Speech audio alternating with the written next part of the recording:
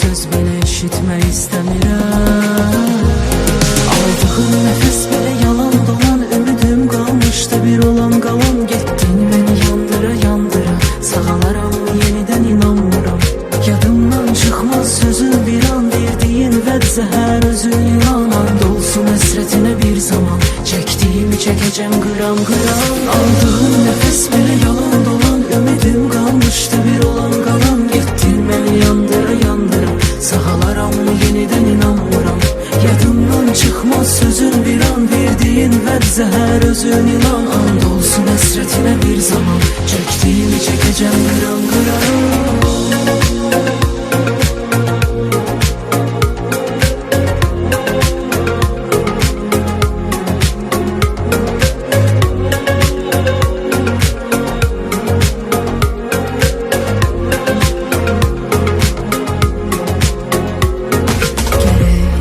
Düşünüp taşınıp özümü yeniden toplamağım bir yolunu tapmalıyam.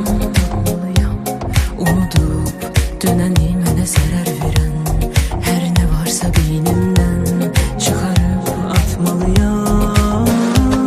Dediyin anda yeniden çıxdın qarşıma pişman kimi. Axı sən düşman biri oldun hisslərimə. Məni bıçaqladın nəfəsimdən, sən gözdən düşən bir hissəm. Artıq bir söz belə eşitmək istəmirəm. Aldığım nəfəs belə yalan dolan, ümidim qalmışdı bir olan qalan. Getdin məni yandıra yandıra, sağalaram yenidən inanmıram.